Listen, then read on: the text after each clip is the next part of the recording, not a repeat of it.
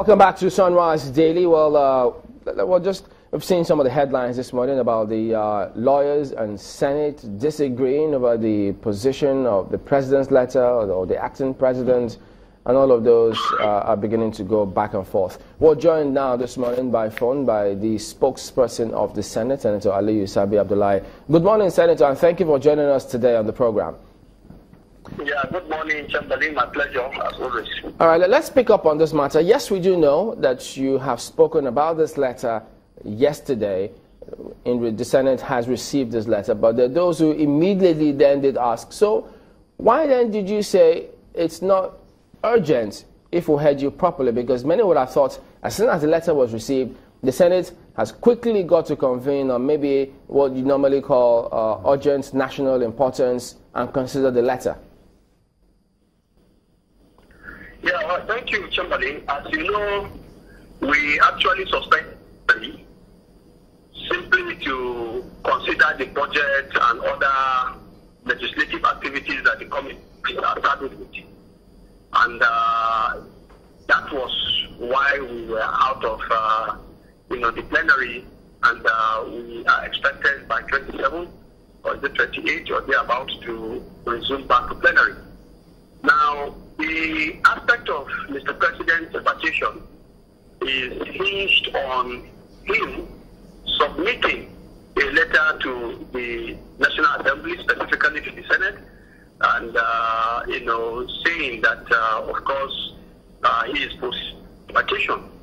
Now, within that context, he has done that, specifying that he will be away for 10 days. And so, of course, at the expiration of the 10 days, we expected him back. But be that as it may, a receipt of this letter, as I have reported yesterday, to the effect that in the first letter, he indicated clearly that he will use that opportunity also to have a medical checkup. And arising from that, he is telling us in the second letter that there was need for him to undergo additional routine, medical checkups as recommended by his doctor. And he has transmitted a letter to that effect, indicating that the Vice President, as in the first letter, will act on his behalf. Now, the truth of the matter is that there is no vacuum here. And since we have already considered the first one, and more or less this is just like an extension, rightly, we didn't see this as an emergency because it has not propped up anything that sounds to us. So that is why we said, since we'll be resuming, all letters have been read in plenary, all his letters usually are read in plenary. So the budget itself is equally very important, and why we said, well, if we are to call back and say that we should come back to plenary, perhaps some of our colleagues, some of them are on oversight, even as the budget is taking place. Some of them are on special assignment, for example, the committees that have to do with the Kaduna killing, and the ambassadorial. So there are quite a lot of things. It's a very tight period for us, and I think that is why, in the wisdom of our leadership, they felt, let us hold on. It's just a couple of days, and we'll be back if need be, so that we can read the letter. So there are those who have also said the function of the Senate in these circumstances: accept the letter, read it, and that's all. Senate cannot reject the letter, or you can say, no, this wasn't properly done. Is that the case? Yeah, well, the Constitution is clear.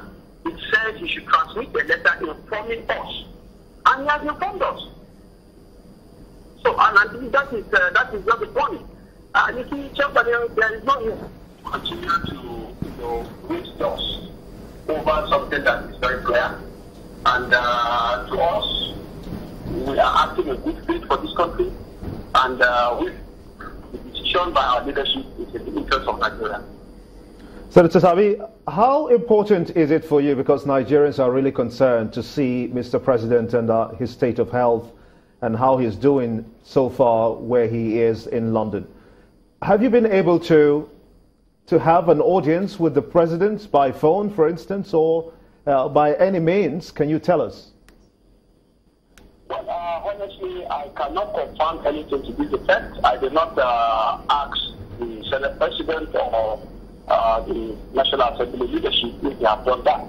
But the matter remains that having received this letter, duly signed by Mr. President and transmitted to us through the usual administrative process, we are trusting in and believing so that Mr. President is well, and we definitely, as the President has said, he will be back sooner than later. We believe that, and I believe Nigerians should please believe the authorities that are speaking to them. I know, some of these apprehensions may not be unconnected with the experience of the past. Maybe if you look at what is happening now, at least there's the difference from what has happened in the past. And I think that alone should give us confidence that we are doing the right thing, and it's like that. All right, Senator, is the Senate in receipt of any letter seeking to confirm the acting CJN as substantive CJN? Well, I think, let me say that myself, this news just came to me through the media, but I'm yet to confirm that from the Senate President, but I will surely do that today. All right, then. Thank you very much indeed, Senator Abdullahi. Yeah, my pleasure. Thank you.